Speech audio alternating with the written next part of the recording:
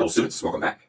We're going to continue with the same topic we left off with last time. In the last lecture we talked about the party analogy, and we made the analogy that the number of people who attend the party will be dependent upon the number of people who are there. This analogy is associated with the binding of oxygen to hemoglobin. So we're going to continue today talking about the oxygen that's in our blood. But before we do, we're going to talk about respiration. What is respiration and how does it occur? In the atmosphere we have lots of oxygen. And so in this lecture we're going to talk about how that oxygen gets from the air that we breathe and into our blood. Not to the hemoglobin, but just into our blood. The actual oxygen gas is absorbed in our blood before it gets to the hemoglobin. And so we're going to talk about that. And so there's several players involved. The two main gases are oxygen and carbon dioxide. We'll talk about how the oxygen enters our respiratory system. It goes into the lungs and then into the blood. We'll talk about how the heart pumps that blood to our tissues and how the carbon dioxide that's created in our tissues goes back to our heart, back to our lungs, and is exhaled. There are several components involved in this. And so what I'm going to do first is identify all of those components. I'm going to draw all of those components first, and then we will come back and discuss them. So let's draw those components now.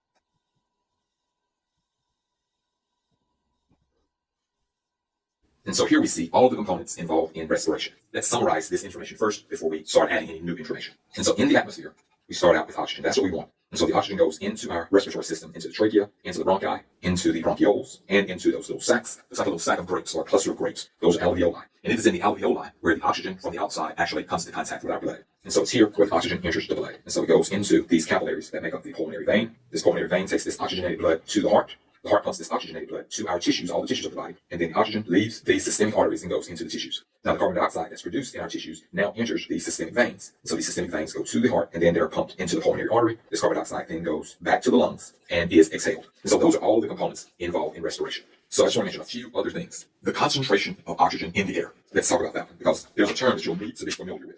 So let's just look here. I'm going to zoom in here. The concentration of oxygen in the air is about 21%. So let's represent that here. The concentration of nitrogen in the atmosphere is about 79%. Atmospheric pressure is measured using a barometer. The unit for atmospheric pressure is millimeters of mercury. We won't go over any more detail than that. Normal atmospheric pressure is so many millimeters of mercury. I'm sure that many of you have heard this before, and so some of you will know what this number is. So let's see if you can figure it out. I'll give you about 3 seconds to see if you know what normal atmospheric pressure is in millimeters of mercury. That number is 760 millimeters of mercury.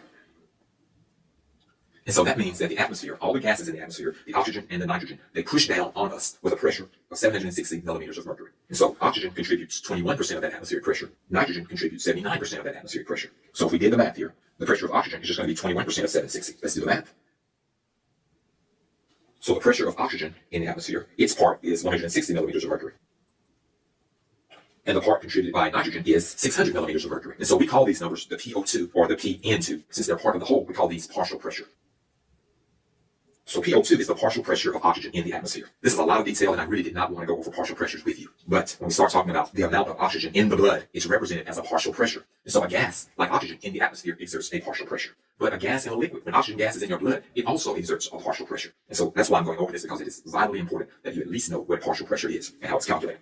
So in the atmosphere, this is the partial pressure of oxygen, 160 millimeters of mercury. And if there were no nitrogen, there was just all oxygen, the partial pressure of oxygen would be 760. And so as you can see, when you introduce more gases, you decrease the individual partial pressures because they contribute less. And so when the oxygen here enters the respiratory system, it's coming in with a partial pressure of 160 millimeters of mercury in the trachea. In the bronchi, it's still 160 millimeters of mercury.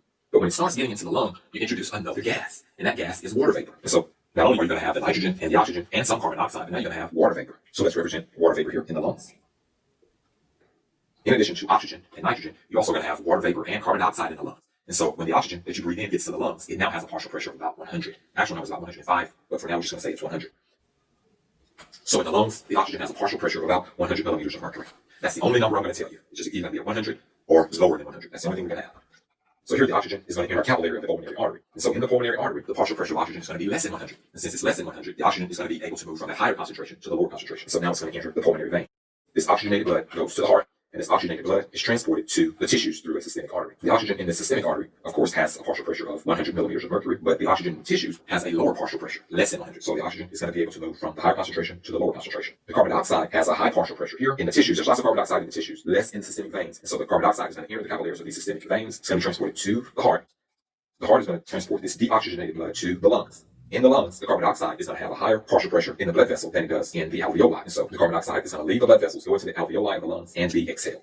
So the main points here that I want you to know is that a gas can have a partial pressure in another gas, like oxygen can have a partial pressure in air, and oxygen can also have a partial pressure in a liquid, in blood. Not the oxygen that's bound to the hemoglobin, but the oxygen that's just in the blood can have a partial pressure. In the blood is either going to be 100 or less than 100. If the partial pressure of the oxygen in the tissues is less than 100, then oxygen is going to move from the blood to the tissue. If the partial pressure of carbon dioxide is higher in the tissue than it is in the blood, carbon dioxide is going to move from the tissue to the blood. It's just diffusion. It's just a really, really complicated way of explaining diffusion. Things just move from a higher concentration to a lower concentration, from a higher partial pressure to a lower partial pressure. If you just think in your mind, partial pressure is the same as concentration, then you'll be okay. It's not exactly the same, but for the sake of all of the discussions that we will have, they are the same. This is all I have to say about respiration. Hopefully, this all makes sense to you. In the next lecture, we're going to talk about the binding of the oxygen to the hemoglobin. With partial pressure, the oxygen is dissolved in the blood, but when we get to hemoglobin, the oxygen is going to leave the blood itself. The liquid part of the blood is going to bind itself to hemoglobin. So that concludes this lecture on partial pressure. I hope that you've learned a lot.